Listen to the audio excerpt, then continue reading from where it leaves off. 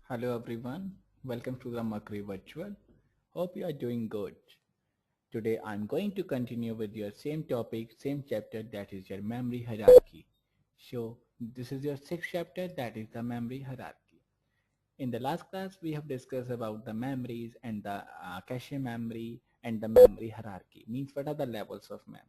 In today's class I will discuss with you the cache memory in detail, means what is a cache memory, what is the role of cache memory, and what are the types of cache memory that is used in the computer architecture. But before this, let's take a quick review what we have covered in the last class, that is yesterday's class.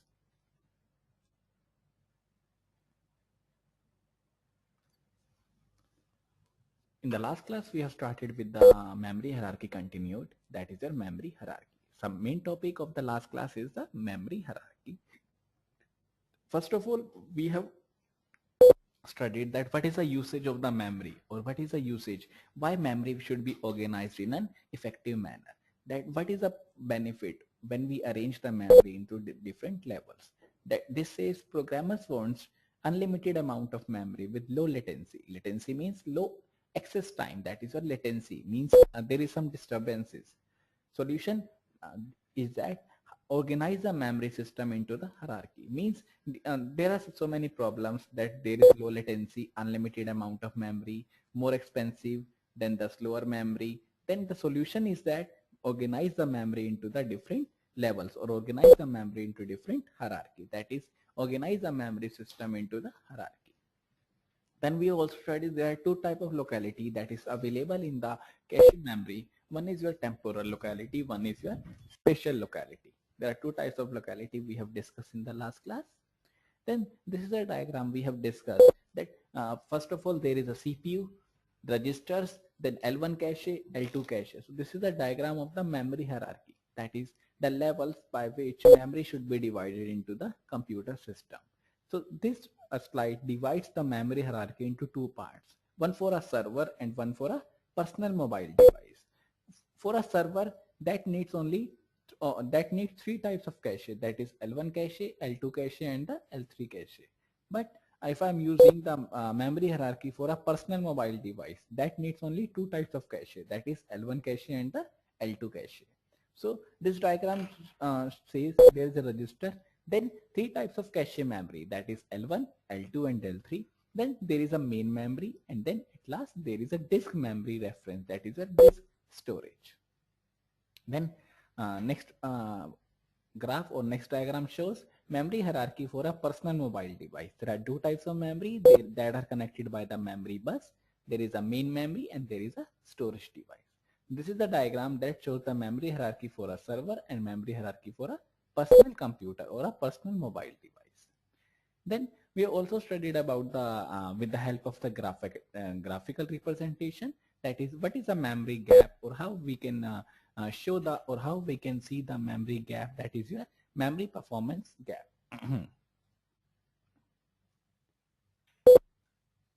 Then we also studied how we can design, or how computer can design the memory hierarchy, that is the memory hierarchy design. We have studied that it is very crucial to design the memory hierarchy when there are more than one processor, that is when there is a multi-core processor is used. So it is very difficult to design the memory hierarchy. Why it is difficult? Because one processor has a different configuration, another processor has a different configuration. So it is not compatible with every processor to processor the memory design.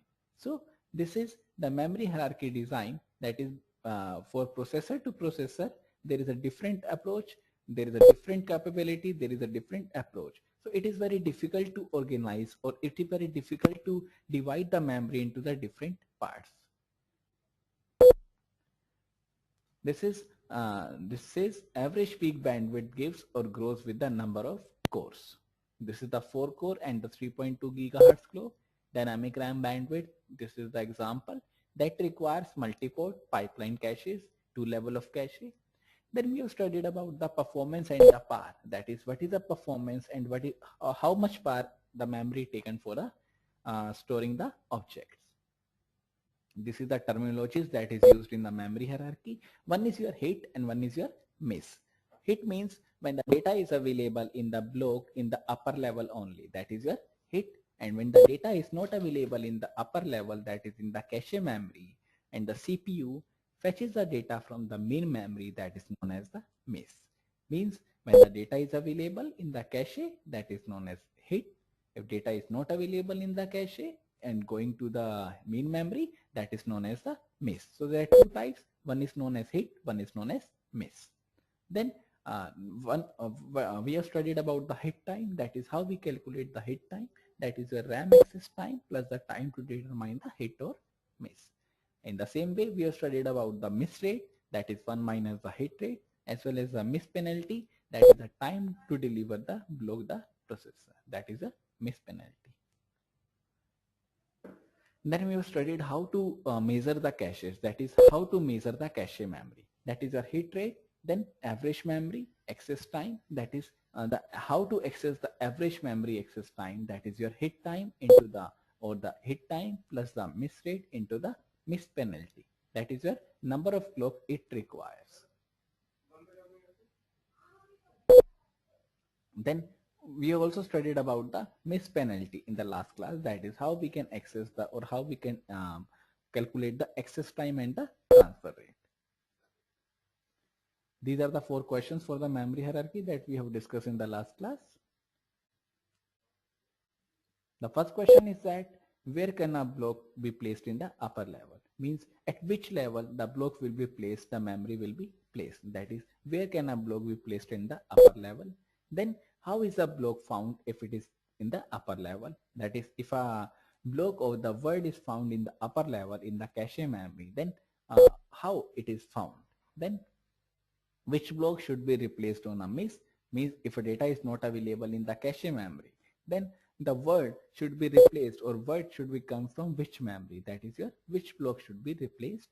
Then what happens on a write, that is what happens if there is a write operation on the memory, that is what operation on the write.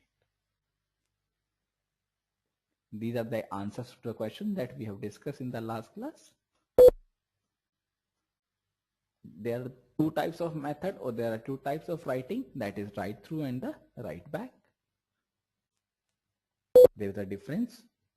Then we have studied how to write into the memory, that is the write buffer.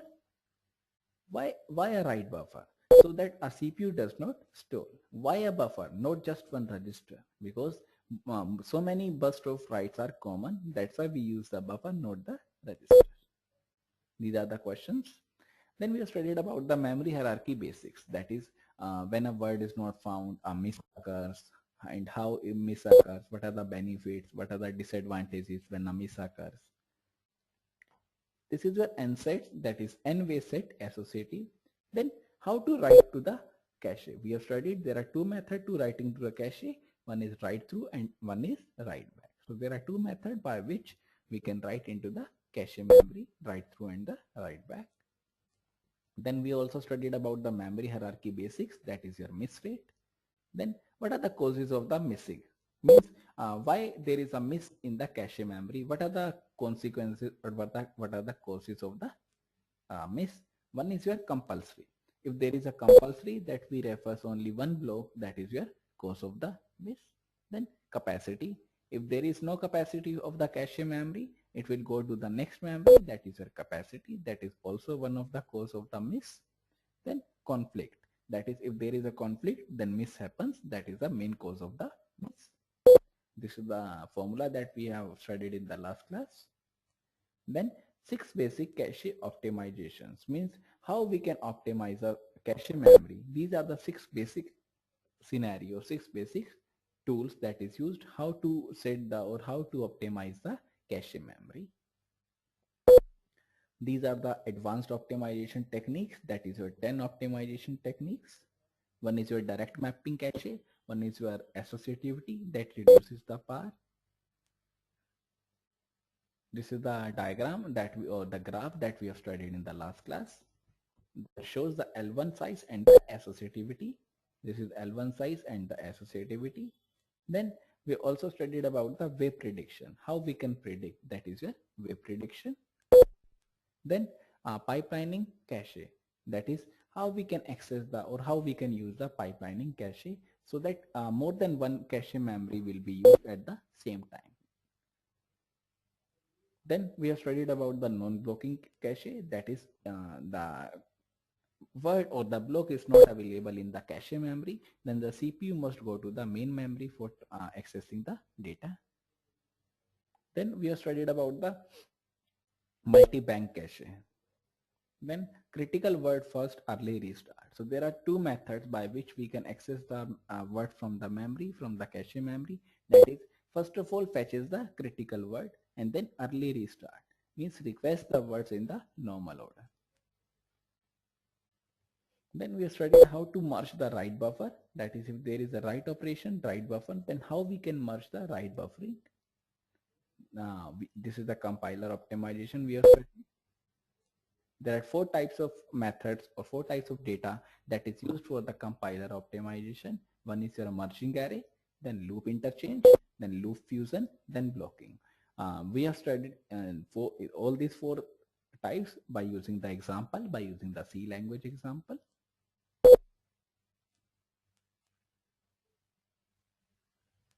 Then we also studied about the hardware prefetching, that is how we can prefetch the hardware components.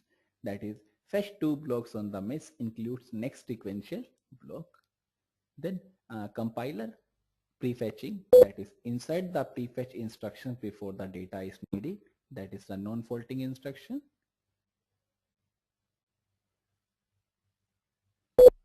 This is the summary that we have discussed with the help of chart, with the help of table.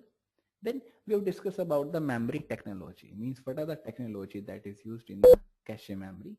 That is a performance matrix, how we can calculate the, how we can measure the cache memory methods or performance. These are the technology that is used. One is static RAM, that is SRAM, that is static random access memory. One is dynamic random access memory. Then next one is your MTEL slow, that is your memory technology, and then optimization, that is your optimization techniques. This is the chart that shows the different memory optimization. Then we have studied about the DDR that contains three parts: DDR2, DDR3 and DDR4 that have a different capacities like lower power, high clock speed or high clock rates. Then we also studied about the graphics memory and how to reduce the power in the static dynamic or the SDRAMs. This is the power consumption memory or the memory power consumption. Then we also studied about the flash memory. That is, what is a flash memory? It is a type of the main memory and it is a type of the EEPROM, that is electrically erasable programmable read-only memory. That is a type of the, or that is a flash memory. Then we have studied about the memory dependentability, that is how memory will be dependent on the other one that contains or that are susceptible to the errors, that are soft errors and the hard errors. Then we have studied about the virtual memory. What is virtual memory? If the data is not available or it is not sufficient to store in the main memory, then the computer needs an extra memory that is known as the virtual memory. Then we also studied about the virtual machines.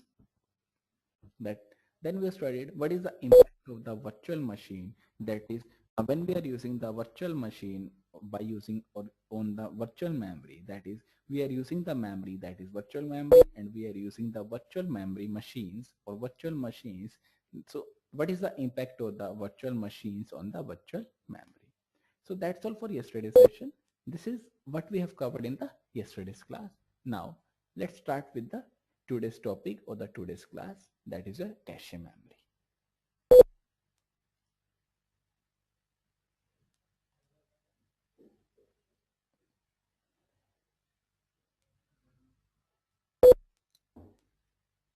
This is a cache memory. This is a topic. This says the memory hierarchy of early computer system consists of only three levels, that is registers, dynamic RAM and the disk storage. However, because of the increasing gap between the CPU and the main memory, system designers were compelled to insert a small static RAM cache memory known as the L1 cache. This says, or this paragraph says, or these two lines says, first of all, there are only three levels of memory in memory hierarchy: registers, dynamic RAM, disk storage. But Then there is a condition, there is a scenario that there is a huge gap between the CPU and the main memory. Then designer thinks that there is a huge gap between the CPU and the main memory. So build a new memory, that is a cache memory, L1 cache between the CPU and the main memory. The L1 cache can be accessed nearly as fast as the register, typically in 2 to 4 clock cycle. So it is as fast as memory as the registers, that is CPU access time is very fast in the cache memory. This is as the performance gap between the CPU and the main memory continued to increase, system designer responded by inserting an additional larger cache, that is your L2 cache. That is, first of all, L1 is installed, L1 cache. Now L2 is also installed. That can be accessed in about 10 clock cycles. Then modern computer also includes another cache or other larger cache, that is your L3 cache, which sits between the L2 and the main memory. So first of all, L1 is introduced, then L2 is introduced, and then L3 is introduced. That is also a large memory.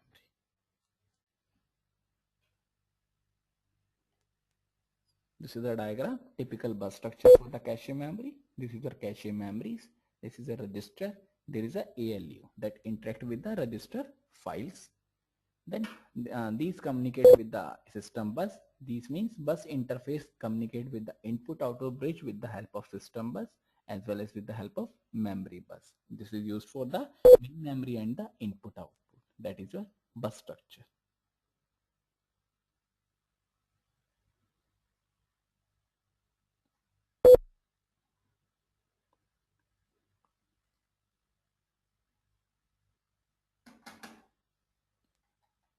This says while there is a considerable variety in the arrangement, the general principles are the same. That is, the principles are the same for the L1 cache, L2 cache as well for the L3 cache.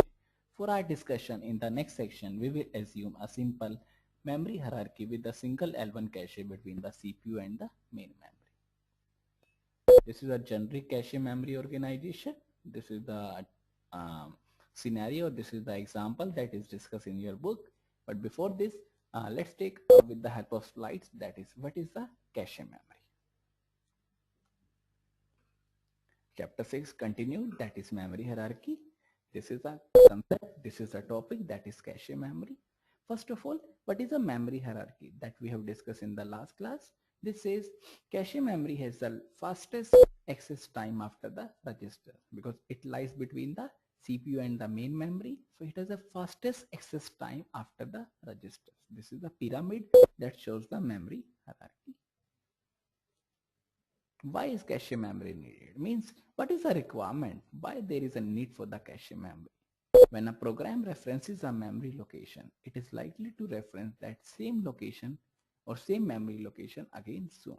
Means if a program refers a memory or refers any location of memory location, then it is likely to reference the same memory location after some gap or after some or very soon. That is, uh, a memory location that is near a recently referenced location is more likely to reference than the main memory that is farther away.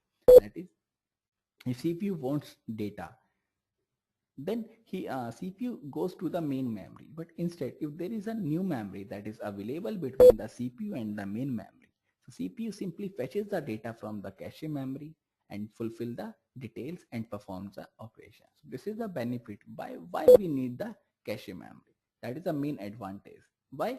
Because the memory location is referenced, is again used by the CPU again and again very soon. So it is better than there is a memory, there is a data that is available in the memory. So CPU simply fetches the data, performs the operation and displays the output. So this is the main requirement why cache memory is needed. Next reason why it is needed, a small but fast cache memory in which the content of the most commonly accessed locations are maintained. That is, the locations are easily maintained or accessible by the CPU. That can be placed between the CPU and the memory. This is, it is a small memory and the fast memory in which contents are simply or most commonly located or locations are maintained. Then last point, next point says why cache memory needed. When a program executes, the cache memory is searched first. That is, if a program is executing, It is the CPU role to first of all fetches the data from the cache memory. That is, the cache memory is searched first instead of any other memory. Then why is cache memory fast? What is the reason why it is slow and why it is fast? This cache-less computer usually needs a few bus cycles to synchronize the CPU with the bus. That is, this is a cache memory, or the cache memory usually needs or generally needs a few bus cycles. Few bus cycle means there is a little or the less number of wires to synchronize the CPU with the bus. So this is the main advantage, or this is the main reason why cache memory is fast. The main reason is that because the cache memory requires or needs a few bus cycles to synchronize with the CPU. Then next point says why it is fast. It is, or the cache memory can be positioned slower to the or closer to the CPU. That is, it is positioned or it is located very near to the CPU. That is also the main reason why cache memory is fast. This says there is a without cache and with cache. This is CPU with cache lies between these, and this is the main memory. So this is CPU has to go to the bus. With the help of bus, they have to go to the, or it have to go to the main memory. But if cache memory is available, then CPU simply fetches the data from the cache memory. Then what are the cache, or what are the techniques for mapping the cache? Mapping means map the content from the cache memory to the CPU and the main memory. That is, if the data is available in the cache memory, CPU simply fetches the data, performs the operations and displays the output. But if the data is not available in the cache memory, then CPU go to the main memory and fetches the data or approaches to the cache memory. Then cache memory approaches to the main memory. Then main memory in turn gives the result to the cache memory. Then cache memory gives the result to the CPU. So there is a indirect communication between the CPU and the main memory with the help of cache memory. But if the data is available in the cache memory, then there is no need to go to the main memory.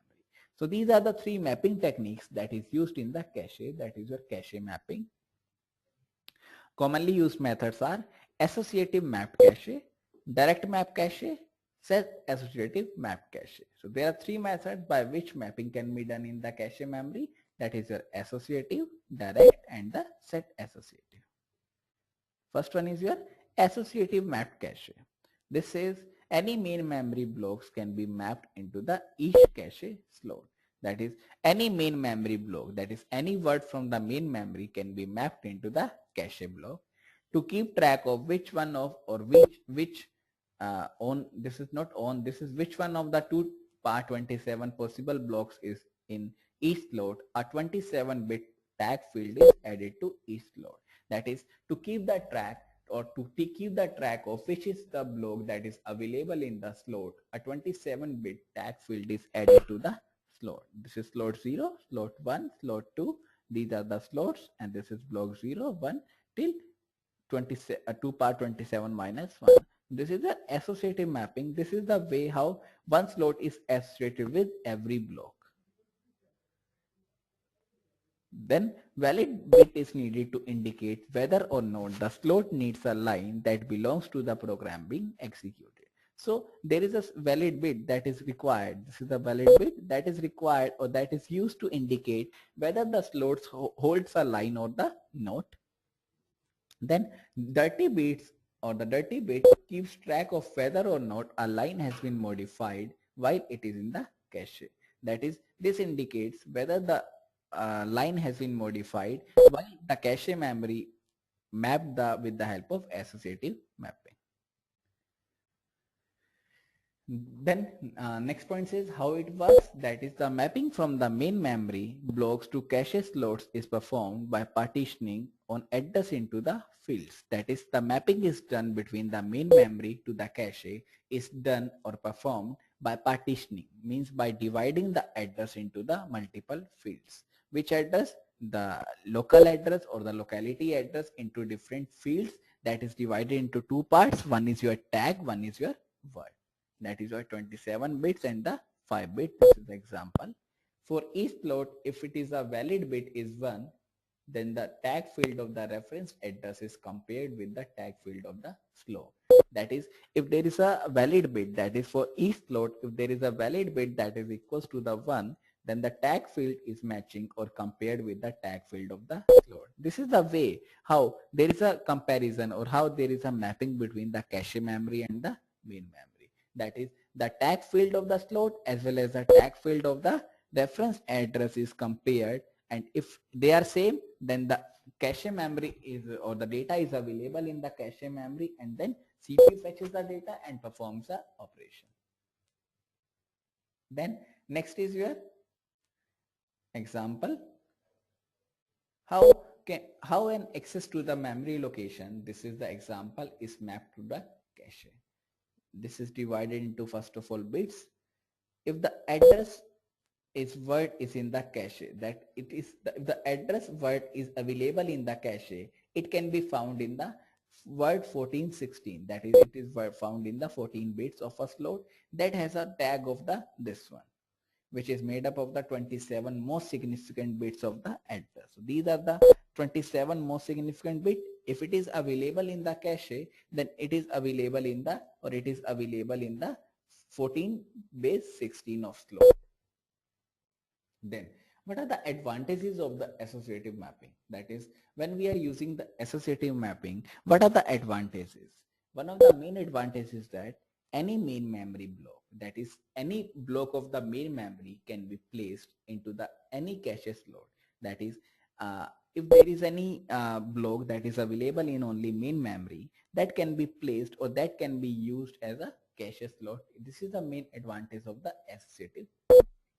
Then next point said, regardless of how irregular the data and program references are, if a slot is available for the block, it can be stored in the cache. That is, regardless of how or regardless of the way irregular data and program references, if a slot is available for the block, it can be stored in the cache memory. Then if there is some advantages, there are some disadvantages also. So now let's see what are the disadvantages when we are using the, or when the computer uses the associative mapped cache or the associative mapping. One of the limitation is that considerable hardware overhead needed for cache bookkeeping. That is, there is lots of hardware, lots of resources that is required when we are using the associative mapping in the cache memory. Then there must be a mechanism, or there must be a method for searching the tag memory in parallel. That is, there must be a mechanism for searching the tag, or there must be a valid algorithm for searching the tag memory in the parallel.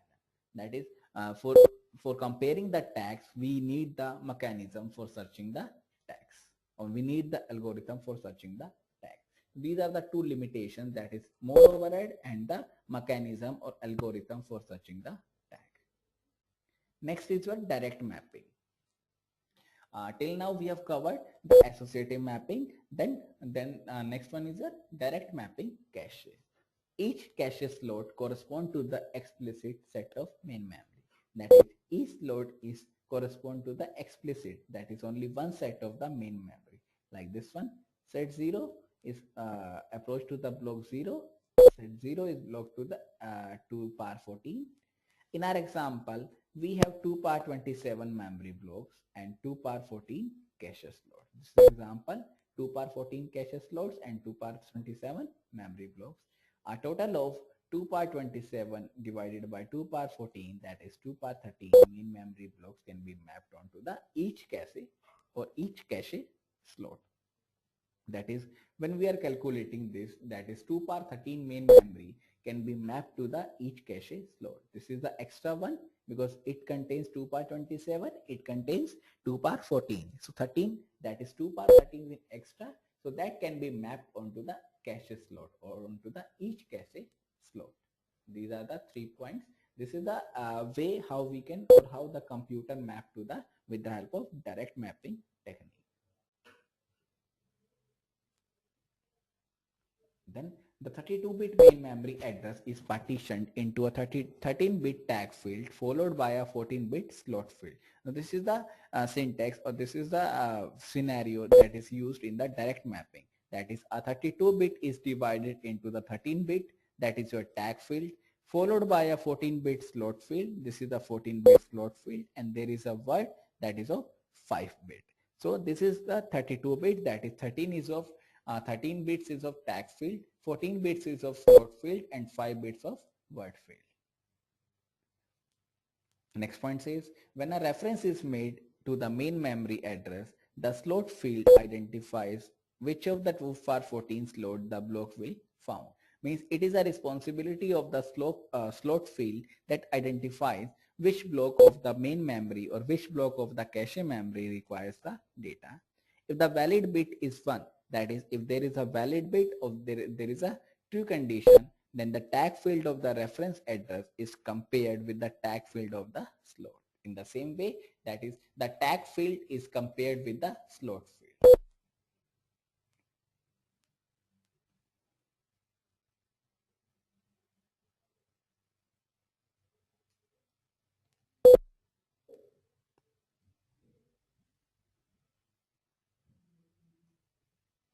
Then how an access to memory location this is mapped into the cache. This is the example. If the address words is in the cache, it will be found in the word 1416 of slot 2F8016, which will have a tag 1406. So this is the division, how the memory address is divided into multiple parts.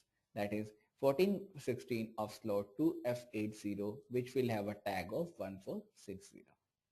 Now, what are the advantages while computer or while we are using the direct mapping technique?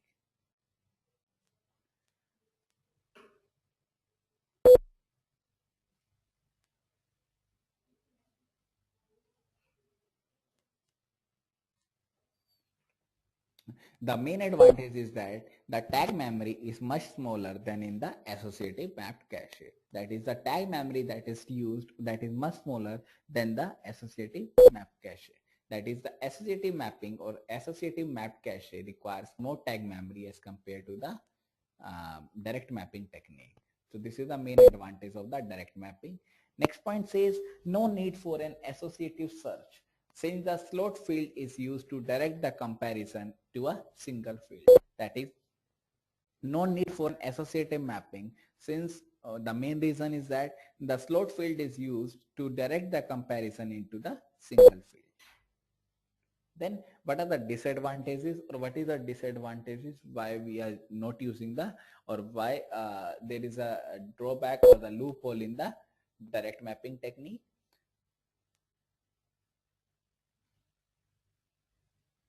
This says, consider what happens when a program reference that are 2 power 19 words apart, which is the size of the cache.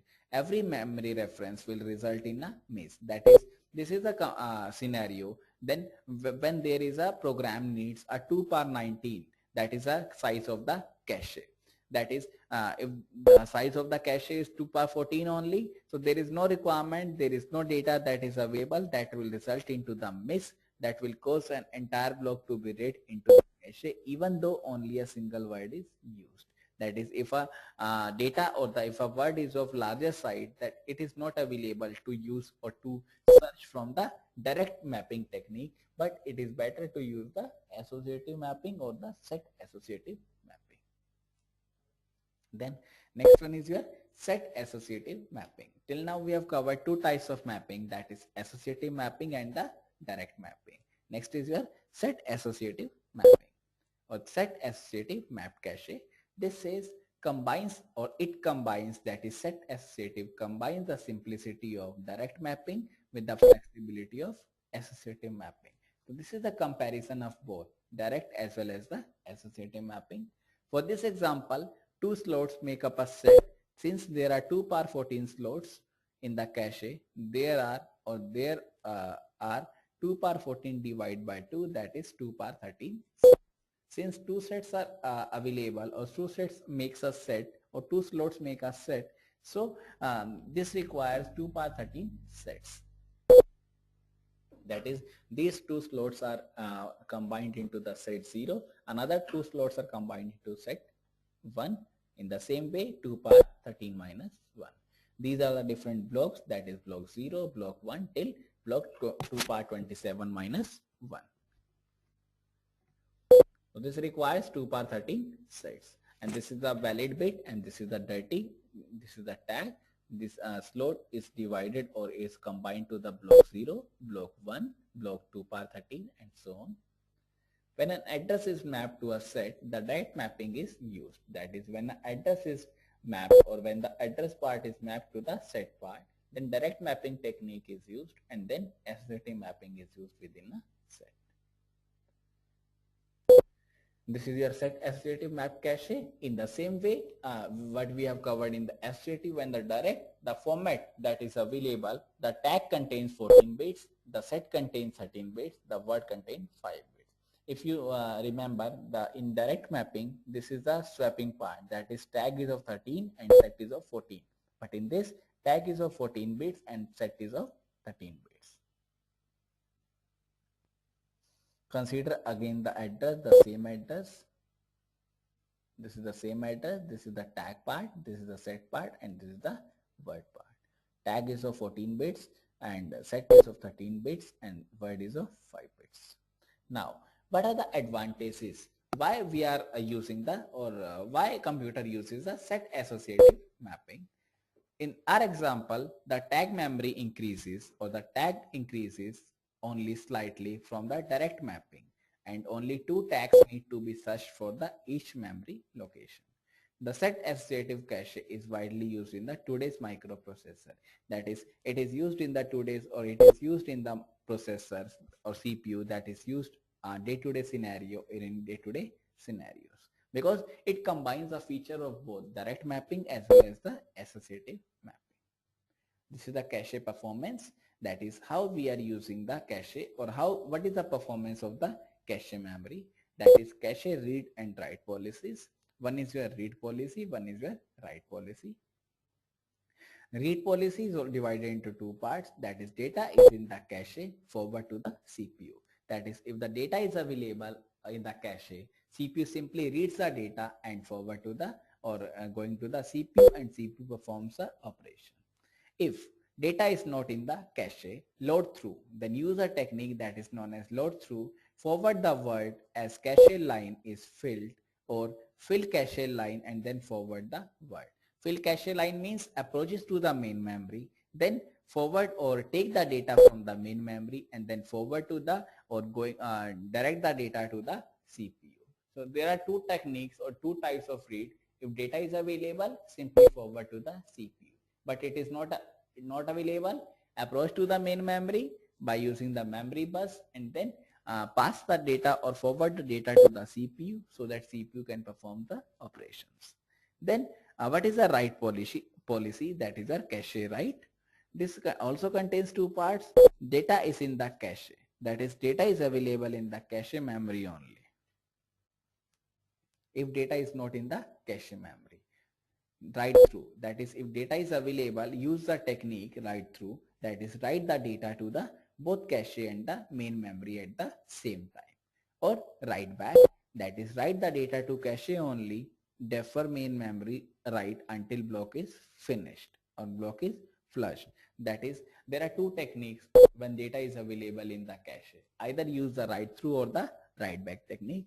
Then if the data is not available or is not present in the cache memory, then there are again 2 techniques, that is write allocate and write simply write.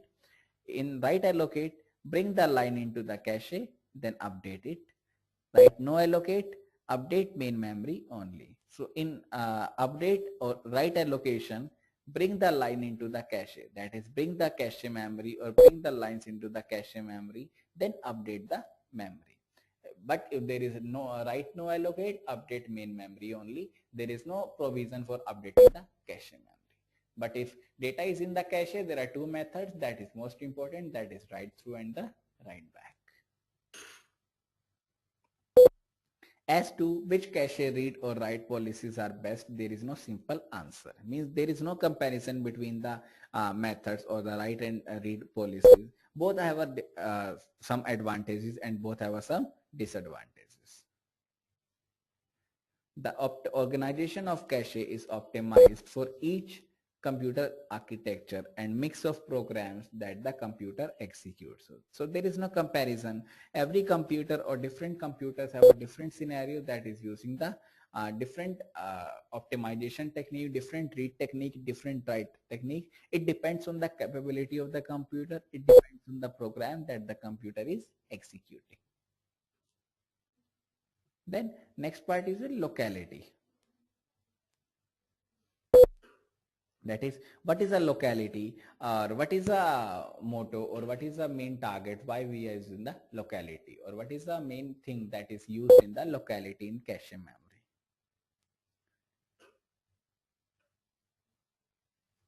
This is locality. That is, what is the principle of locality? It is a tendency to reference data items that are near other recently referenced data item or that were recently referenced themselves.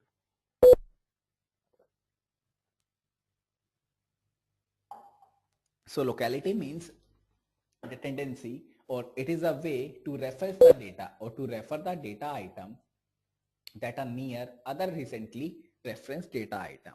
Suppose if data is available in the cache memory, then locality determine which data is available in what item, or how much time it takes the data to fetch the data, or what is the time that is data is available in the cache memory, or that were most recently referenced themselves. Then there are two types of locality. One is a temporal, and is a spatial locality. In temporal locality,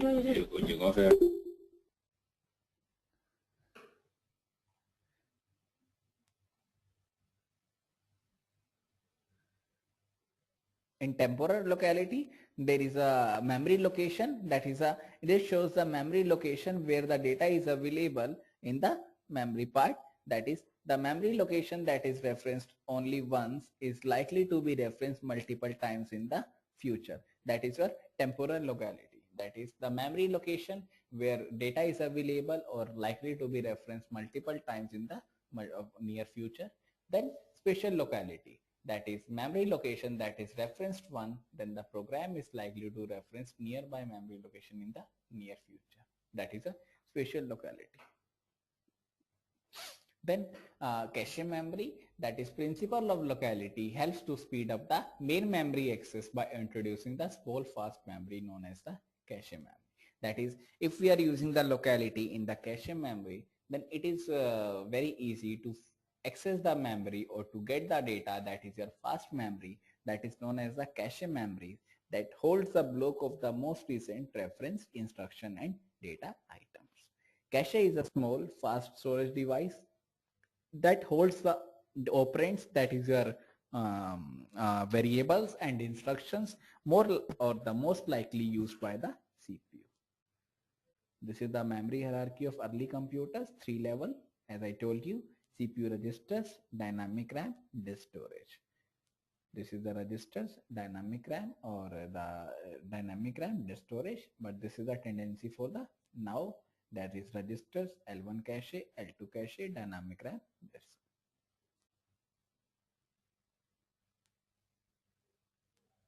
This is the same line that is discussed. Due to the increasing gap between the CPU and the main memory, small static RAM memory known as the L1 is inserted. L1 cache can be accessed. This is the same line as I discussed, because there is a huge gap between the CPU and the main memory. So new cache will be installed, that is known as the L1 cache. Then next point says L1 cache can be accessed almost as fast as the registers. That is, it is very near to the CPU, so it is as fast as the registers, typically ranging from 1 to 2 clock cycles. Next point says, due to even more increasing gap between CPU and the main memory, additional cache, that is a new cache, will be introduced, that is a L2 cache, that is installed or that is built inside between the L1 cache and the main memory. Then L1 cache attached to the main memory bus to its own bus. Some high performance system also needs additional L3 cache memory that sits between the L2 and the main memory.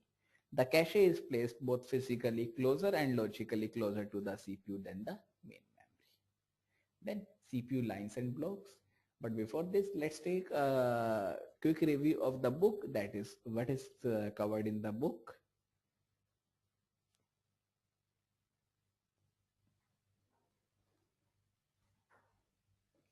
This is what we have covered, the same concept, that is generic cache memory optimization. There are three types of mapping technique, that is associative, direct mapping and set associative. This is the example. This is the valid bit. This is set 0, set 1, set s minus 1. The same concept that we will discuss with the help of slides. This is the address block. This is your tag bits, slot bits, and this is your word bits. That is your block. This is your set index. This is your tag fields.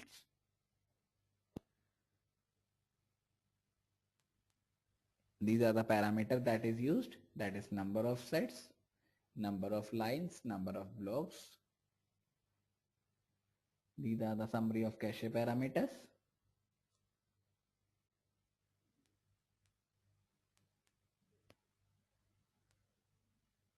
Then there is a next technique, that is a direct mapping, that we have discussed, that there is a direct mapping between the CPU or the main memory and the content. That is a direct mapping cache or direct map cache, that consists of three steps. First of all, there is a set selection, there is a line matching, and there is a word extraction. Then this is the set selection, how we can select the content in the direct mapping. In this step, the cache extracts the S set index bits from the middle of the address for W. That is, select the data or select the set that is available in the direct mapping. That is, extract the set bits, index bits from the middle of the address for W.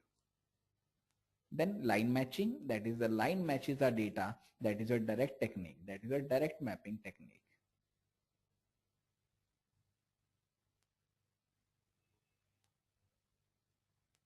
Then word selection, next part is your word selection, that is selecting the words. When we have a hit, we know that W is somewhere in the block, that is accessing the data or select the word from the direct access method. The last step, or this is the last step, that determines where the desired words start in the block. Then next is your line replacement, that is replaces the word if there is a miss, that is data is not available in the cache memory. This is the technique that is used. This is your 011 tag bits.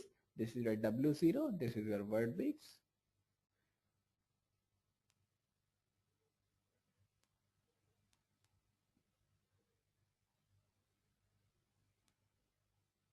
This is the example, that is read the word at address 0, read the word at address 1, read the word at address 13, read the word at address 8, and read the word at address 0. Then conflict the message in the direct mapping.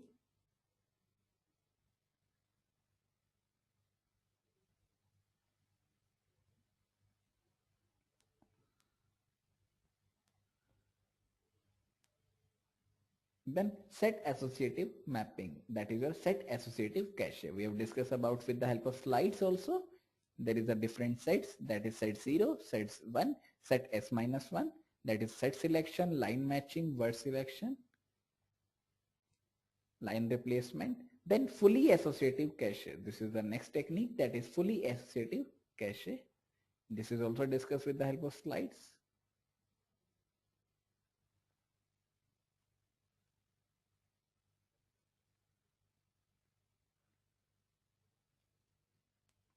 Then issues with the write, that what is the issues that is available for the write memory.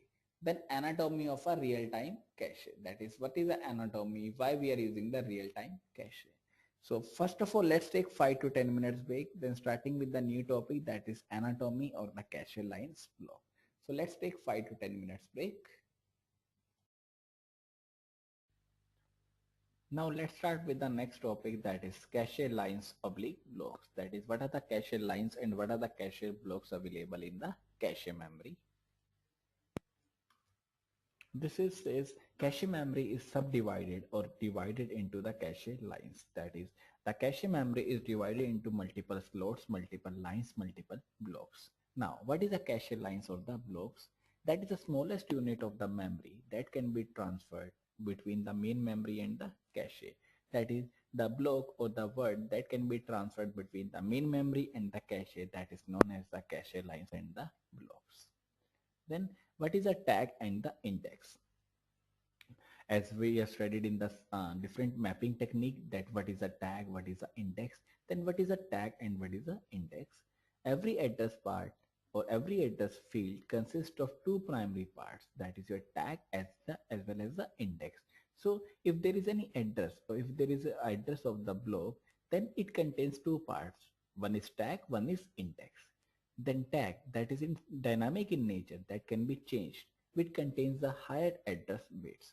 This says a tag contains the higher address bits and the static, that is your index, contains the lower address bits. Means the starting bits are stored in the tag field and the lower end bits, that is the lower address bits, are stored in the index tag or the index part. So there are two parts of the address field, that is your tag as well as the index.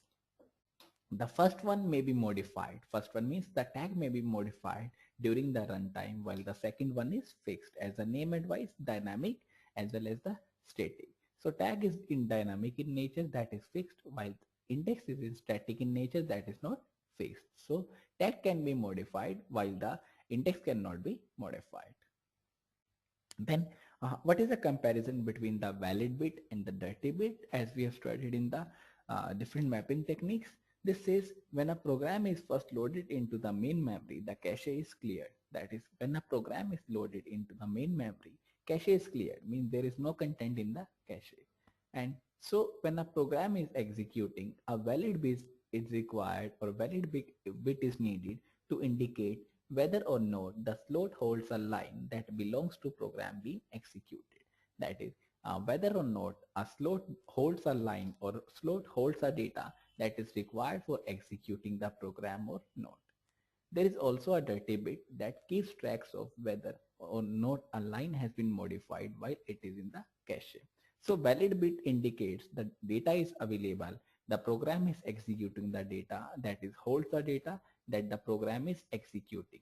While the program is executing, valid bit indicates whether the slot holds a line or not. In the same way, dirty bit is used to keep track of whether a line has been modified. So valid is used to give whether the line is available, and dirty bit is used to give or to use to keep track whether the line has been modified or not.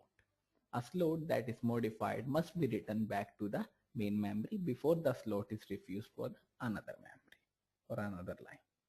Then this is the example, that is, memory segment and cache segments are extremely or exactly of the same size. For example, right, like main memory and the cache memory are of same size.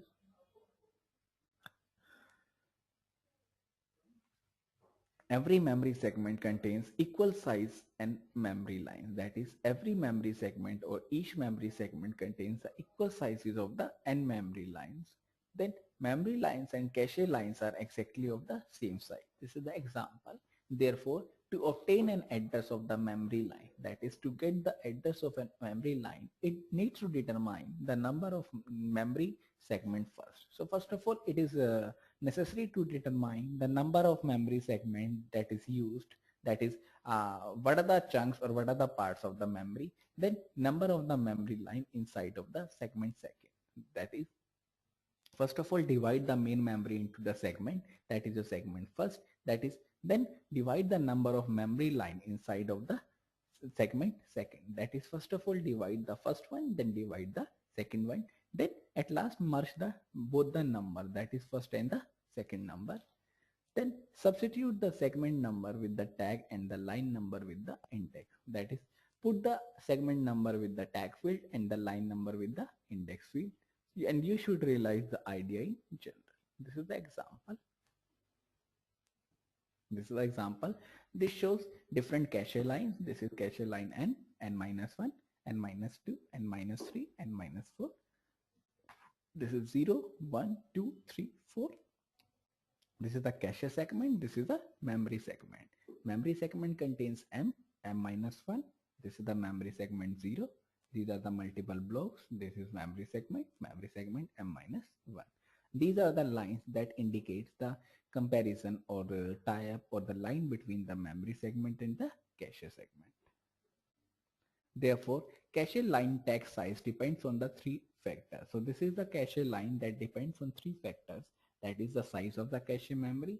The associativity of the cache memory, that is it is using the set associative or simply associative method, or it depends on the size, what is the size of the cache memory.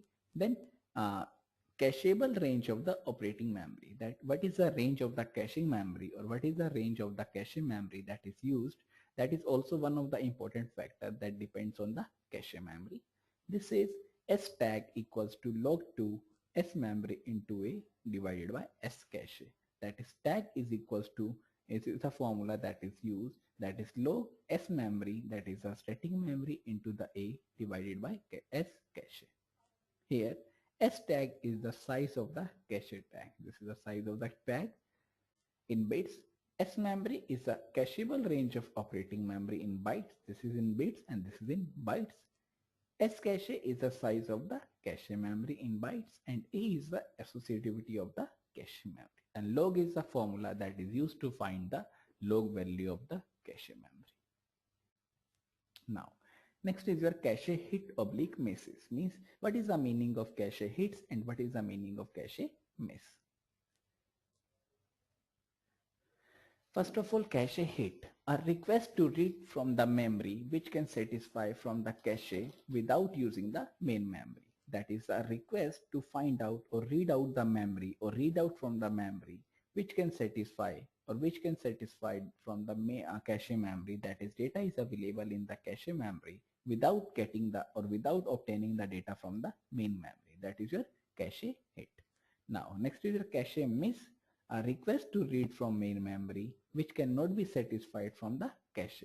That is data is not available in the cache memory and the CPU go to the the cache memory request to the main memory for which the main memory has been consulted. This is your cache miss. Next, what is the replacement policy or what is the placement policy that is used? So there are three common methods to translate the main memory to the cache memory address. That is, if the data is not available, that is if there is a cache miss, then how or what are the method that is used to translate the main memory content into the cache memory content? So there are three methods that is used. One is your associative map cache, then direct map cache, then set associative map cache. So there are three mapping technique used. One is your associative, then direct, then set associative. The choice of cache mapping affects the cost as well as the performance, but there is no single best method that is appropriate for all the situations. That is, it depends on the scenario to scenario which mapping is used. That is either associative, direct, or set associative. Then set associative mapping. This is we have discussed already. That is what is associative mapping and what are the advantages, what are the disadvantages. Now let's see again. A block in the main memory can be mapped to any block in the cache memory available, not already occupied. So if the data is available or the block is available in the cache memory, then main memory can be mapped to any block if the data or the cache memory block is vacant. Then what are the advantages and disadvantages of the associative mapping? The main advantage is that there is a flexibility, that is we can move or we can map anywhere in the cache memory. And the disadvantage is that it is very slow, the expensive memory. That is it is very slow method or it is very expensive method when we are using the associative mapping. Then next is your direct mapping. That is directly we can transfer the data or directly communication between the main memory and the cache memory. To avoid the search through all CM blocks, that is cache memory blocks needed by the associative mapping, this method only requires the number of blocks in the main memory divided by number of blocks in the cache memory. That is a block to be matched to each cache memory block. Now, what is the advantage? This is a faster than the associative mapping. So direct mapping is the faster as compared to the associative mapping. Now, next is a disadvantage, that is it is not flexible. That is, it cannot be modified when a program is in running stage. That is a disadvantage. Next is your set associative mapping.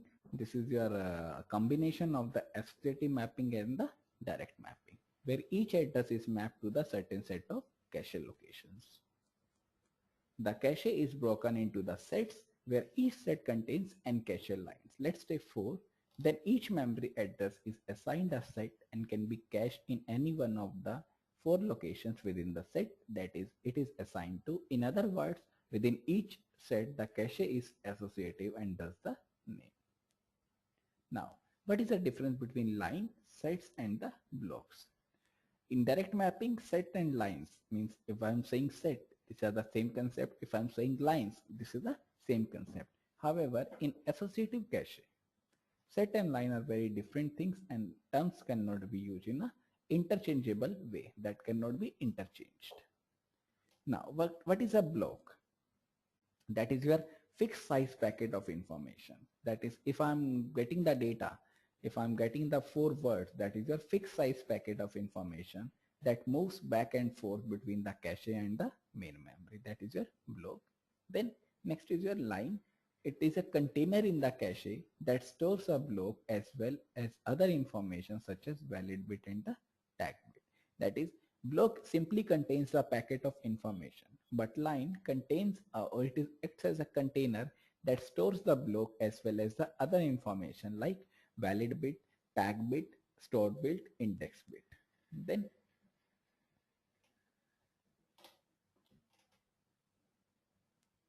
next is your set.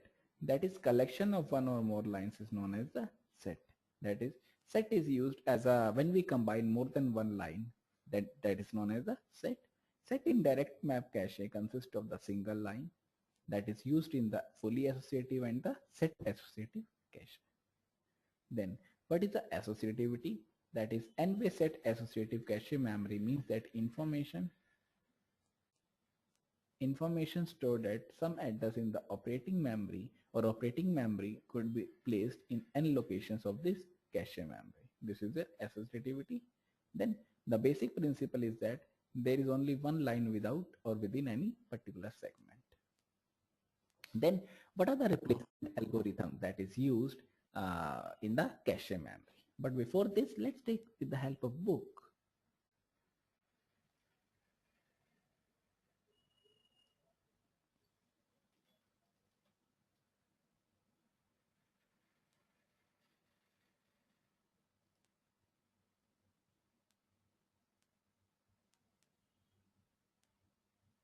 This is the anatomy of real-time or real cache hierarchy. That is how cache memory will be used. That is the anatomy. So far, we have assumed that cache holds only programs and data. But in fact, caches can hold instructions as well as the data. A cache that holds instruction only is called the I cache. That is a cache memory that holds only the instructions. That is known as the I cache. That only data, that is known as the D cache. And that memory that contains both the instructions as well as the data, that is combination of the D cache and the I cache, is known as the unified cache.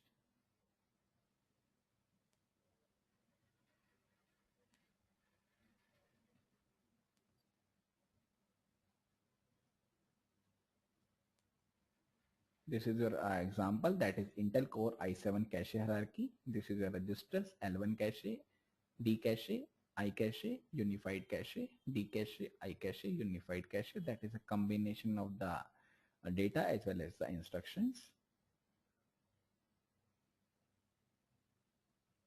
Then performance of cache parameters, that is miss rate, hit rate, hit time, miss penalty, that we have already discussed. Then what is the impact of cache size?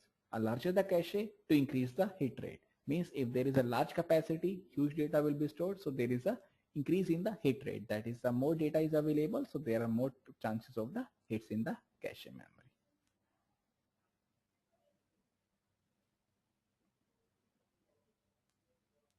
Then impact of the write strategy, that is we are using the write strategy as the write buffer that works independently of the cache to update the memory. This is the difference we have discussed: cache, line, set, blocks. Then next is your writing the cache friendly code. That is how to write the cache code the cache memory code, or how to write the code in the programming language with the help of cache memory. Now let's see with the help of PPTs what we have left. What is left? Next is a replacement algorithm.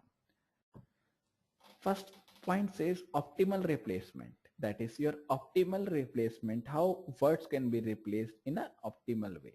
This says replaces the block which is no longer needed in the future. That is your optimal replacement. That is replaces only those block, or replaces the block which is no longer, which is not required or no longer needed in the future. If all the blocks currently in cache memory will be used again, that is, if all the blocks is used in the cache memory will be used again and again, replace the one which will not used in the future for the longest time. That is your optimal replacement.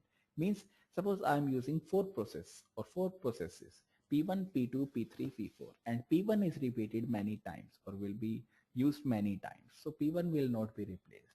But P3 is used only once in a execution phase. Then P2 or P3 is replaced by, because it is not used again and again. That's why it is used and inside the new process, because there are only four parts, or there are only four places where data will be stored, where process will be stored. So replaces the P3 with the new one. Then random selection, that is randomly pick anyone and replace with the new one. And these are the multiple methods. FIFO, that is first in first out, that is replaces the block that has been cached, that has been in cache memory for the longest time. Suppose there are four processes. P1 is entering in the cache memory 15 minutes or 15 days ago. That is a first time, first in first out. That is the first data that is inserted is first out. That is the data that is inserted first will be popped up or will be accessed first. That is your first in first out. Then least recently used, as I told you, that the data or the process that is least recently used, or that has been not used for the longest time, that has been replaced with the new one. That is your LRU. Then LFU, that is least frequently used, replaces the block in cache memory that has been used for the least number of time. LRU means that has not be used for the longest time, but frequently means that has been used for the least number of time, that is in terms of the frequency. So these are the optimal algorithm or replacement algorithm. The optimal replacement, the best but is not realistic, that it is the best technology to replace which is the not used by the cache memory for the longest time, but it is not realistic, because when a block will be needed in future, it will usually not known ahead of the time. That is, a block is required any time in the duration or in the execution of the memory. Next point says the LRU is suboptimal, that is based on the temporal location of or temporal locality of reference. That is, memory items that are recently referenced or referenced are more likely to be referenced soon than those which have not been referenced for a longer time. Next point says FIFA is not, or first in first out is not necessarily consistent with LRU, therefore it is not usually not as good. Then next point says the random selection surprisingly is not necessarily bad. Then how to calculate the hit ratio and the effective access time. So the hit ratio is the fraction of the all memory reads which are satisfied from the cache. That is, the data is available in the memory, that is known as the hit ratio. The formula is number of times referenced words in the cache, that is number of times data is available in the cache memory divided by total number of memory access, that is total number of frequency where we can by which we can get the data, or total number by which we can refer the cache memory. Next is your effective access time, that is number of hits into time per hit plus number of misses into time per misses divided by total number of memory access, that is your effective access time.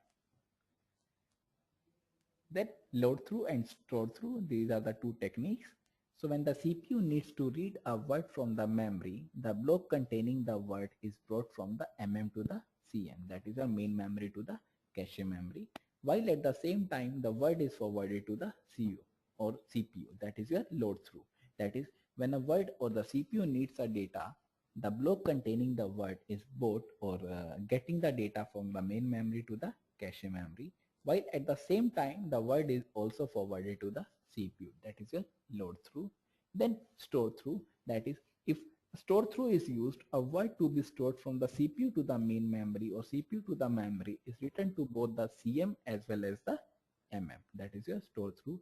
By doing this, the CM block should be replaced or can be overwritten by an incoming block without being sent to the MM. That is your store through. This is the diagram.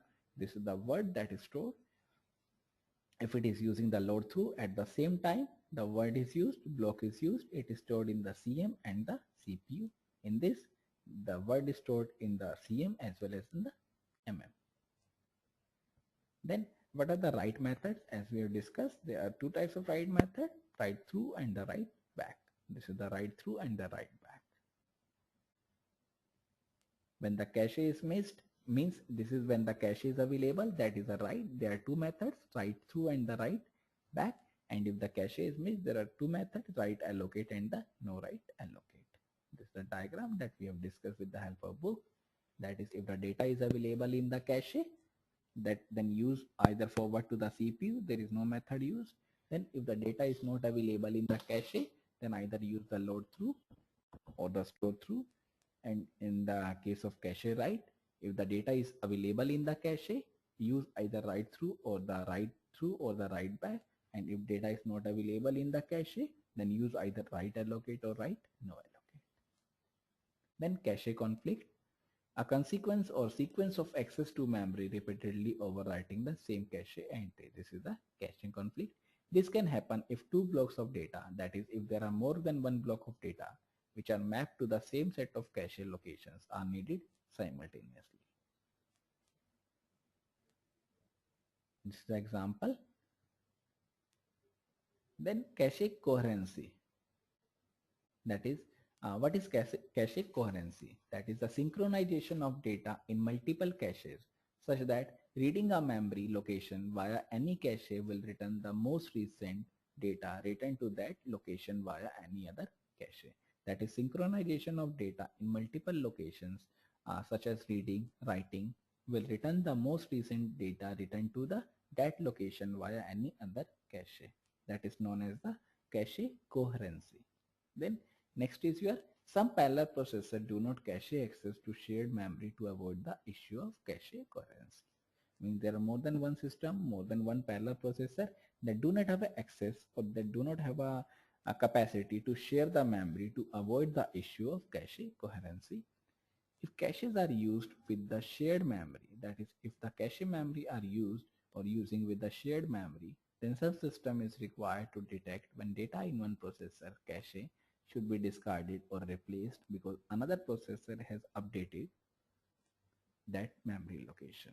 So the scheme says been devised. So this is a cache coherency, that synchronization between multiple caches.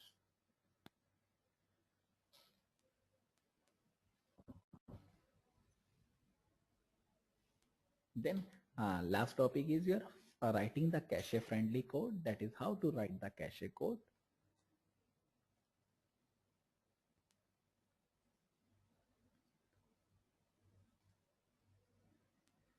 This says program with better quality.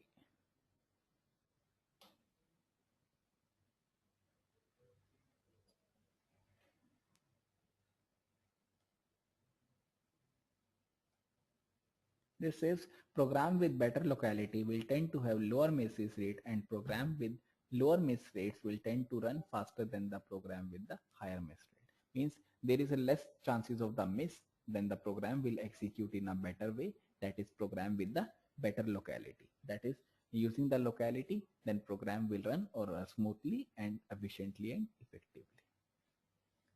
Thus the good programmer should always try to write the code that is cache friendly, in the sense that it has a good locality.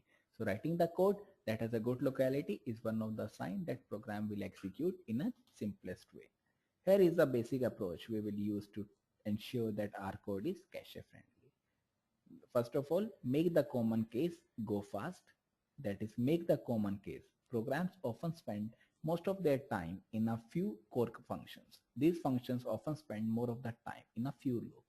So focus on the inner loop of the core function and ignore the rest one. Then minimize the number of cache misses in the inner loop. That is, every inner data that is required is available in the cache memory. That is the minimizing the number of cache memories or misses in the inner loop. This is the example in C language.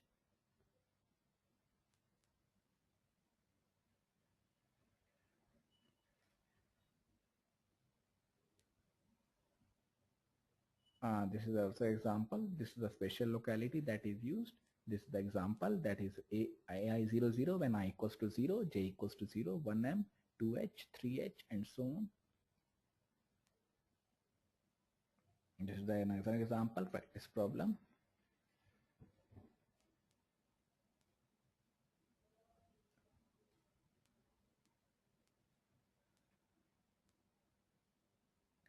Next topic is you are putting it together, the impact of cache on the program performance. This is the topic for the next class. Now, your next class will be on Friday, that is day after tomorrow. And the timing is 2 hours early.